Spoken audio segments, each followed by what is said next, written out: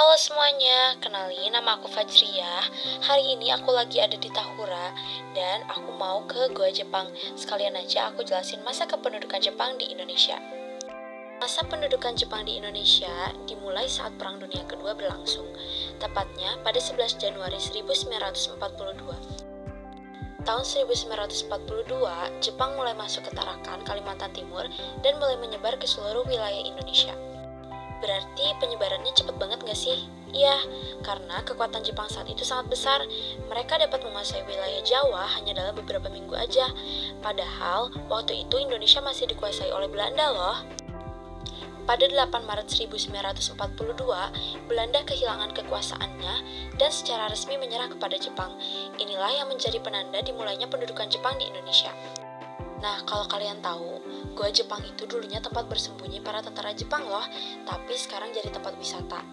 Nah, ngapain sih tentara Jepang ke Indonesia sampai buat tempat bersembunyi segala?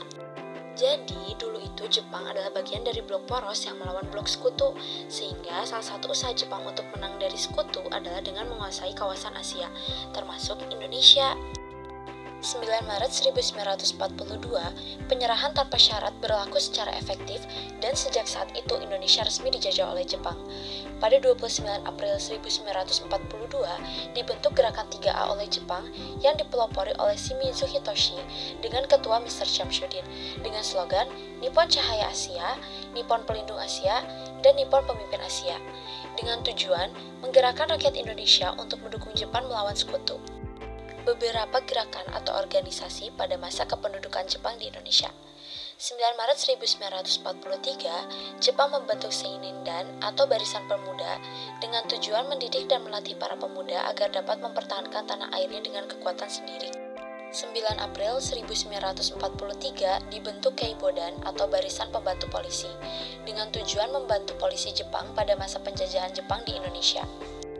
3 Oktober 1943 dibentuk Pembela Tanah Air atau PETA dengan tujuan memberi latihan militer pemuda Indonesia untuk membantu tentara Jepang menghadapi serangan sekutu. 24 Oktober 1943 dibentuk Masyumi atau Majelis Syuro Muslimin Indonesia dengan tujuan untuk memikat golongan Islam di Indonesia. Perlawanan daerah terhadap masa kependudukan Jepang di Indonesia. 1. Aceh, 10 November 1942, tepatnya di Chot Plieng, Aceh, dipimpin oleh Teku Abdul Jalil.